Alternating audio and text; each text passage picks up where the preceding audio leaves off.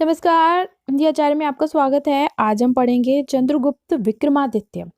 चंद्रगुप्त द्वितीय, जिनका चंद्रगुप्त विक्रमादित्य के नाम से भी उनको जाना जाता है, 375 से 414 तक उनका जो शासन है वे चलता है। वे समुद्रगुप्त महान के पुत्र थे।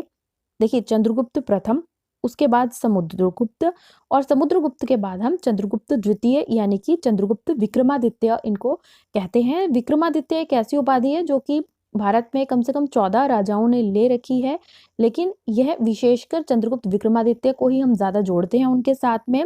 और उन्होंने ही विक्रम संवत का भी आरंभ किया है। और उन्हें देवराज, सांची के अभिलेखों में देखते हैं हम उनको देवराज और प्रवरसेन, ये दो उपाधियां दी गई हैं। और उनकी जो दूसरी राजधानी है वह उज्जैनी को इन्होंने बनाया है। चंद्रगुप्त विक्रमादित्य के ही दरबार में नवरत्न निवास किया करते थे, जैसे कि कालिदास, वाराह, मिहिर, धन्वंतरी आदि प्रमुख थे। और चंद्रगुप्त विक्रमादित्य के समय पर ही जो चीनी यात्री फाहियान है वह भारत आता है, और वह भी बताता है कि चंद्रगुप्त विक्रमादित्य का जो जो समय है, इस समय पर जो राजा है वह बहुत ही बढ़िया है, बढ़िया काम करता है, और लोग भी बहुत ज़्यादा सुखी हैं। और चंद्रगुप्त विक्रमादित्य के समय पर ही फाहियान आता है।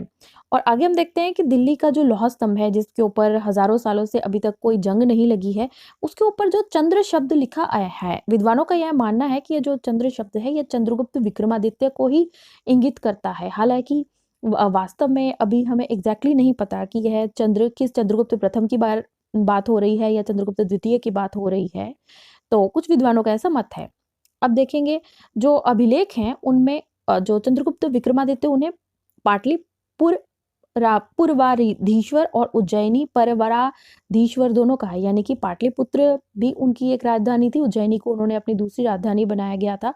और फोटो में हम देख सकते हैं कि उनकी मुद्राएं हैं, उनके जो सिक्के हैं हम उनको देख सकते हैं। देखिए, सोने के सिक्के हैं आपके सामने, जिनमें हम चंद्रगुप्त विक्रमादित्य को देख सकते हैं।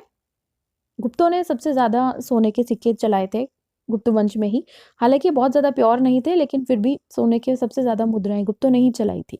अब हम दोबारा फाहियान के बारे में बात करते हैं। फाहियान लिखते हैं कि जो लोग राजा की भूमि जोतते हैं और लगान के रूप में उपज का कुछ अंश राजा को दे देते हैं, जब चाहे वो उस भूमि को छोड़ भी देते हैं, और जब उनका मन आता है वो जाकर रहते हैं। राजा जो है वो ना तो प्राण दंड देता है, ना शारीरिक दंड देता है, और अर्थदंड बहुत ही थोड़ा दिया जाता है। बार बार जो लोग राजद्रोह करते हैं उनका दाहिना हाथ काट लिया जाता है। और राज्य के जो अधिकारी हैं उनको नियत वेतन भी मिलता है। और चंडालों को के अतिरिक्त ना कोई जीव हिंसा करता है, ना कोई मदिरा पान करता है, ना कोई लहसुन प्याज खाता है। तो अशोक के समय पर के जो पाटलिपुत्र में जो पुराने महल थे उनको भी फाहियान ने देखा है। और वे मानता है कि ये इतने सुंदर है कि ये मानव निर्मित भी नहीं है। तो जो फाहियान है वह बहुत ही अच्छा चित्रण करता है चंद्रगुप्त विक्रमादित्य के समय का। सोने के सिक्कों के साथ साथ में हम देखते हैं कि चंद्रगुप्त द्वितीय ही पहले गुप्त किंग थे जिन्होंने कि चांदी के सिक्के भी जारी किए हैं।